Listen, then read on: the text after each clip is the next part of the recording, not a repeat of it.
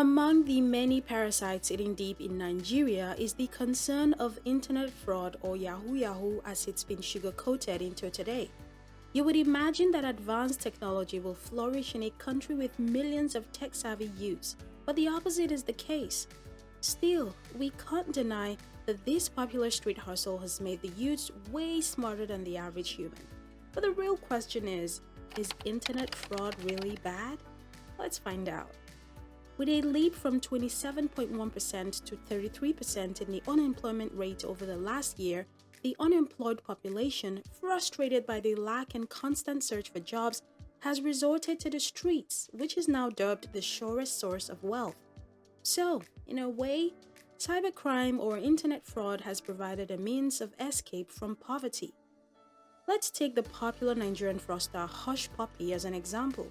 Yes, I'm sure you already know the whole story, but see what the guy achieved for himself, all just from churning some digits on his computer and you would say outsmarting some people. The Gucci Master, as he is called, amassed great wealth and was said to be worth over 40 billion naira, which is more than 100% of what a typical government worker earns in 50 years of active service. So, won't you also agree, based on this, that yahoo-yahoo has given the youth a solution to their daily problems? Because of this hustle's lucrative nature, boys no longer depend on government for any relief. It's like the saying, use what you have to get what you want. The youths have access to technology and use it to make money for themselves. A very direct interpretation of the saying, if you ask me. So, since the government has refused to open avenues for job creation in the country, internet fraud has been more trustworthy and effective, therefore a better option than any other form of federal job. If that point isn't still convincing enough, let me ask, hasn't there been a recorded decrease in cult practices and violence over the last 3 years? In fact, according to estimates, cultism in universities has seen a drop of 13% in 3 years. Although this does not necessarily mean that the spread of internet fraud caused this, there is a possibility too. The youths are beginning to see that true cultism and gun violence know they pay, so instead of wallowing their lives away with nothing to gain from it, they have invested their time and resources into learning what it takes to be successful in internet fraud, thereby reducing the rate of crime. Now, armed robbery, theft, and pickpocketing are no longer making the headlines as the street hustle has become the order of the day. More interestingly, just as most trades have apprentices, the big boys are now teaching the younger ones how to find clients and make quick cash, thereby shifting their minds from other forms of crime. As much as we also want to shun internet fraud and speak on its disadvantages, you would first agree that the government has benefited from it. How? Let me explain. It's true that most of these big boys who indulge in the craft spend their money on basic things like cars, clothes, and houses. However, others make great investments in building and improving the country's social infrastructure. They build petrol stations, malls, hotels, and chains of businesses and pay taxes for each of these establishments, which in turn generates revenue for the government.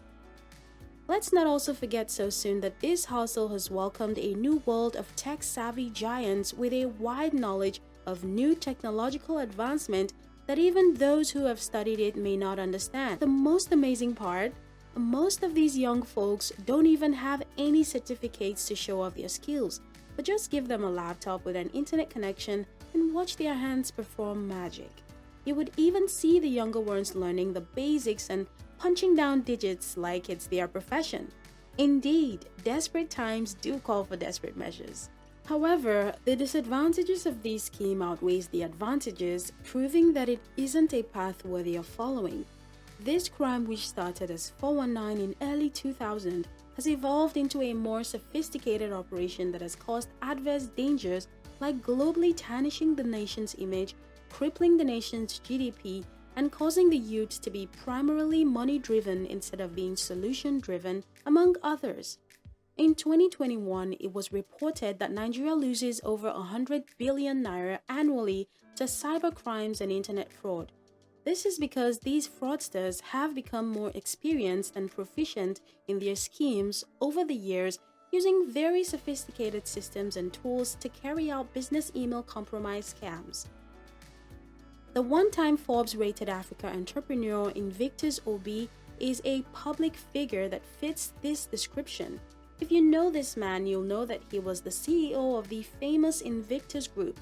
However, he was dubbed as one of the biggest internet scammers alongside Hush Puppy in 2019, and it's sad to see that many young ones look up to these men as role models. How about how the high internet crime rates by Nigerians worldwide have brought shame and tarnished the country's image? Now, when the name Nigeria is mentioned in most overseas countries, what follows next is a long story of internet fraudsters who are brilliant at scamming people of their hard-earned money. To prove this, just last year, a group of 17 students were arrested in the UK for cyber-related crimes, and 9 were identified to be Nigerians. Where does this leave us? Do we still carry our dignity as Nigerians when we are known worldwide as cyber criminals? And as a result, the innocent ones suffer the backlash as most foreign bodies now restrict Nigerian citizens from accessing some privileges. The rush to make quick money has also blinded many youths from realizing and maximizing their full potential. We now see young teenage boys indulging in this crime all because it's the trend and a fast means to afford the things they want. This has brought about impatience to focus on their talents and dreams and the unwillingness to put in the work necessary for success. For them, if it does not yield immediate profit, they don't want it.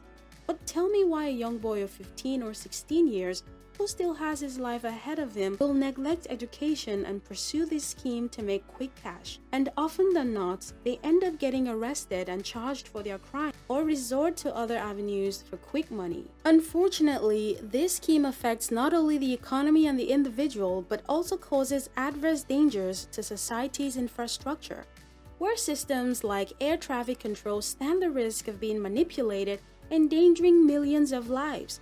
Healthcare websites are also not safe. These hackers can expose patients' and hospital staff's sensitive data, or introduce dangerous malware into the system that can have effects that surpass financial losses, like posing risk to patients' lives. An example was when a popular Nigerian scammer hacked into the US COVID-19 database and siphoned millions of dollars meant for patients' welfare and recovery. Indeed, internet fraud has proven to be a quick money scheme, and as much as it's a temporary escape from poverty, its demerits cannot be overlooked. Still, the question remains, is internet fraud really as bad as they paint it, or would you consider the gains over the disadvantages? Let's hear from you in the comment section, and do well to like and share this video and subscribe to our channel for more content.